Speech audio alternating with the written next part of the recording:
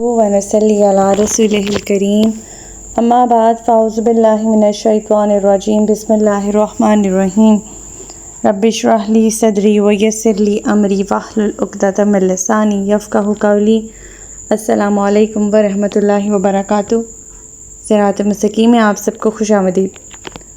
پچھلے سبق میں ہم نے پڑھا تھا کہ اللہ تعالیٰ نبی پاک صلی اللہ علیہ وآلہ وسلم سے فرماتے ہیں کہ ان لوگوں سے کہہ دیجئے جو لوگ ایمان نہیں لاتے اور اللہ کے سوا کسی اور کو پکارتے ہیں کہ میں تمہاری خواہشات کی پیروی نہ کروں گا، اور اگر ایسا کروں گا تب تو میں بہک گیا اور ہدایت یافتہ لوگوں میں سے نہ رہا۔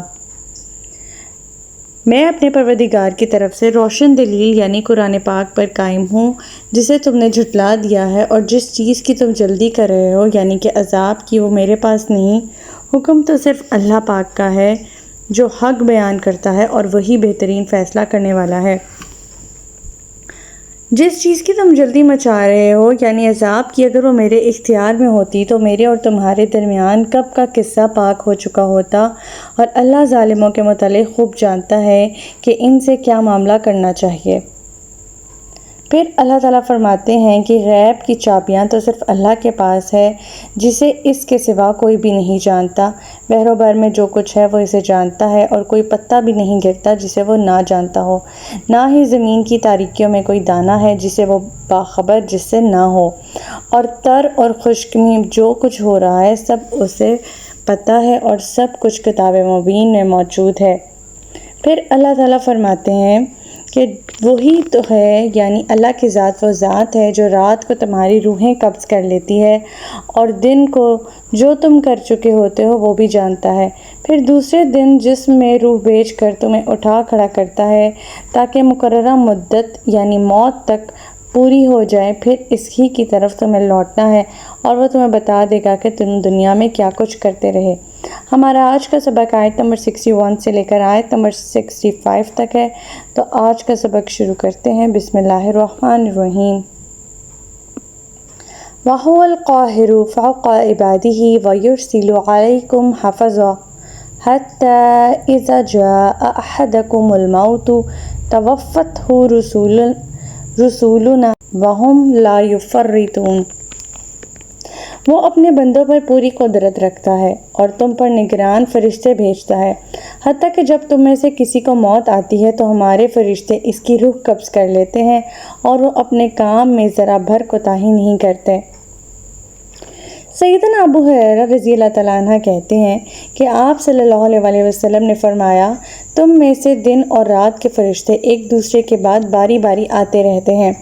عصر اور فجر کی نماز کے وقت وہ جمع ہو جاتے ہیں، پھر وہ فرشتے جو رات کو تمہارے پاس رہتے تھے اوپر چڑھتے ہیں، تو اللہ تعالیٰ ان سے پوچھتا ہے کہ تم نے میرے بندوں کو کس حال میں چھوڑا، حالانکہ وہ تم سے خوب واقف ہوتا ہے۔ فرشتے عرض کرتے ہیں کہ ہم نے جب انہیں چھوڑا تو وہ نماز پڑھ رہے تھے، اور جب ان کے پاس گئے تو بھی وہ نماز پڑھ رہے تھے، اور یہ بخاری کی حدیث ہے۔ اس حدیث میں ان فرشتوں کا ذکر ہے جو انسان کے اعمال نامہ مرتب کرتے ہیں، لکھتے ہیں۔ رات کے فرشتے الگ ہیں اور دن کے الگ ہیں۔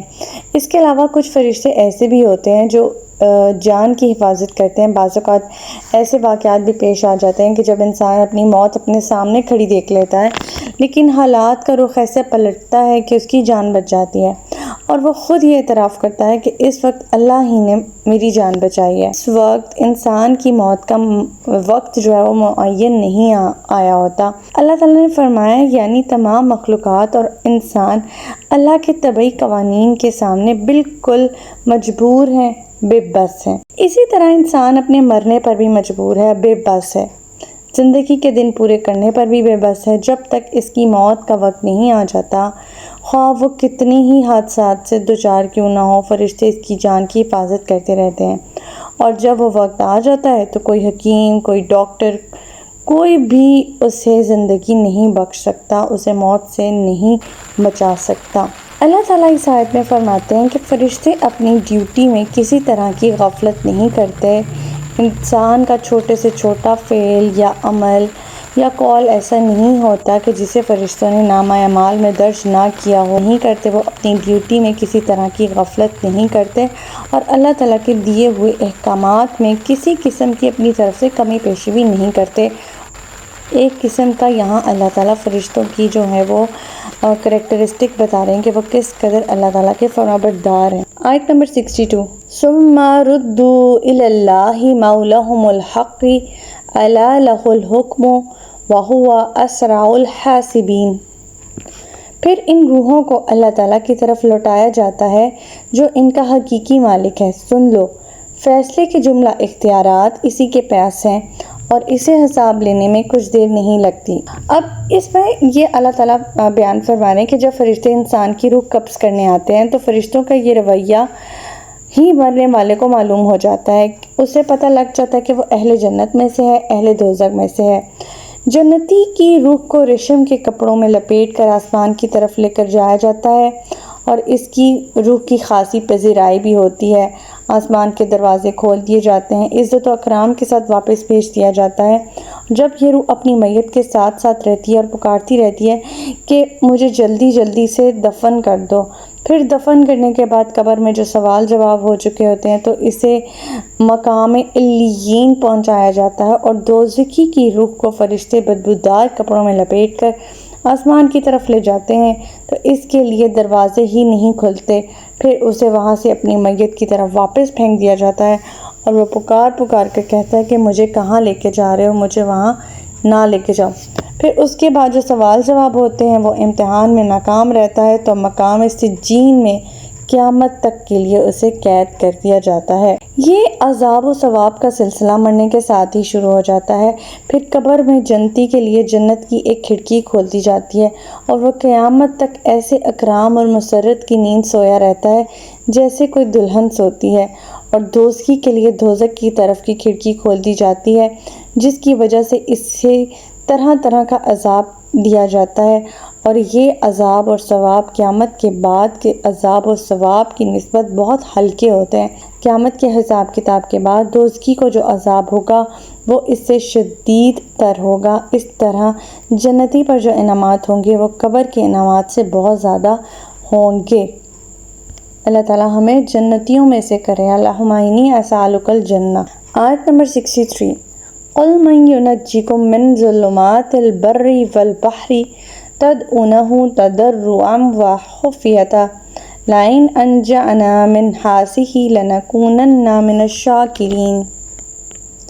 آپ ان سے پوچھئے کہ بحر و بر کی تاریکیوں میں پیش آنے والے خطرات سے تمہیں کون نجات دیتا ہے، جسے تم عاجزی کے ساتھ اور چپکے چپکے پکارتے ہو کہ اگر اس نے ہمیں اس مصیبت سے نجات دے دی تو ہم ضرور اس کے شکر گزار ہوں گے۔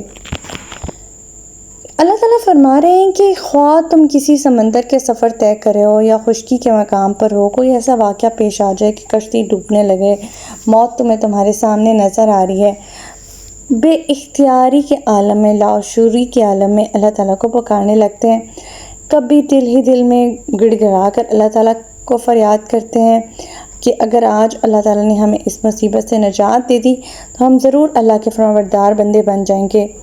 یہ ایسی حقیقت ہے جو انسان کو اپنی زندگی میں بہت بار پیش آتی رہتی ہے، اور کیا ہوتا ہے کہ جب اس مصیبت سے اللہ تعالیٰ نکال دیتے ہیں تو انسان واپس اپنے اسی بیہیویئر کی طرف آ جاتا ہے اور ناشکری کرنے لگتا ہے اور اللہ کے ساتھ شرک کرنے لگتا ہے۔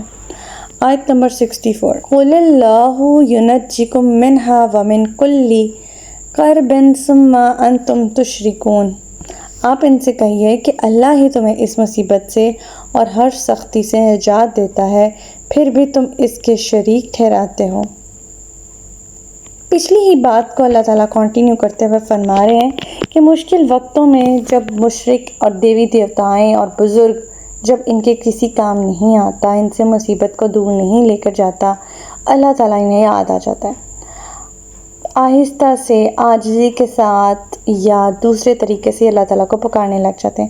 اب جب یہ سر پر سے ان کی بلا ٹل گئی، پھر انہیں اللہ سے کیا گیا اپنا وعدہ یاد ہی نہیں رہتا، کھلی علامات دیکھنے کے باوجود وہ شرک کرنے لگتے ہیں، اللہ تعالیٰ کے ساتھ دوسری ہستیوں کو پکارنے لگتے ہیں، اور یہ سب سے بڑا شرک ہے جس کی کبھی معافی نہیں ہوگی۔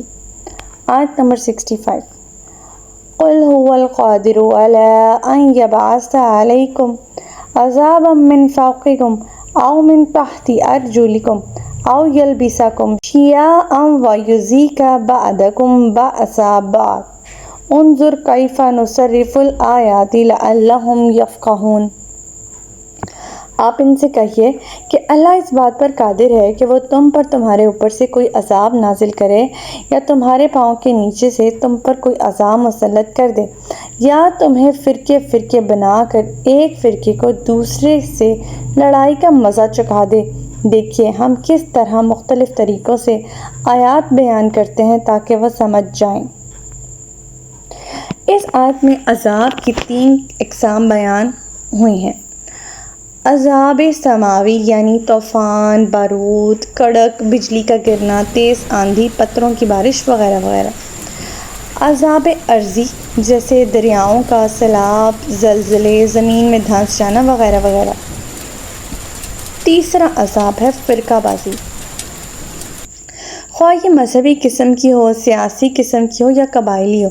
یہ تینوں قسم کے عذاب اگلی امتوں پر آتے رہے ہیں۔ تیسری قسم کے عذاب مکہ میں حرب فجار اور مدینہ میں حرب بعاث نے خاندانوں کے خاندان تباہ کر دیے تھے، سینکڑوں گھرانے اجاڑ دیے تھے۔ رسول اللہ صلی اللہ علیہ وسلم نے ان سب قسم کے عذابوں سے پناہ مانگی ہے اور دعا کی ہے کہ میری امت پر ایسے عذاب نہ آئیں۔ چنانچہ پہلی 2 قسم کے عذابوں کے متعلق آپ کی دعا قبول ہو گئی، مگر یہ جو تیسری قسم کے متعلق آپ کی دعا ہے وہ قبول نہیں ہوئی، یعنی پہلی 2 قسم کا عذاب اس امت سے ہٹا دیا گیا ہے، کبھی نہیں آئے گا۔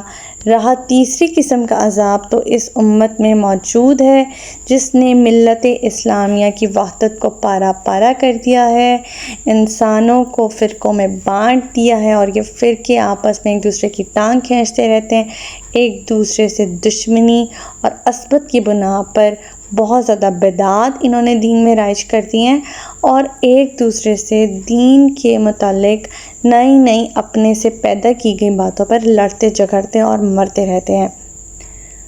اللہم لا تجعلنا منہم، اللہ تعالیٰ ہمیں ایسے لوگوں میں ہونے سے بچائے۔ تو ہمارا آج کا سبق یہیں تک تھا۔ اللہ تعالیٰ سے دعا ہے کہ اللہ تعالیٰ قرآن پاک کے احکامات پر ہمیں عمل پیرا ہونے کی توفیق عطا فرمائے۔ اللہ پاک ہمیں ہدایت دے کہ جس کے بعد گمراہی نہ ہو۔ ربنا لا تزغ قلوبنا بعد إذ هديتنا وهب لنا من لدنك رحمة إنك أنت الوهاب۔ سبحانك اللهم وبحمدك أشهد أن لا إله إلا أنت أستغفرك وأتوب إليك۔ السلام علیکم ورحمۃ اللہ وبرکاتہ۔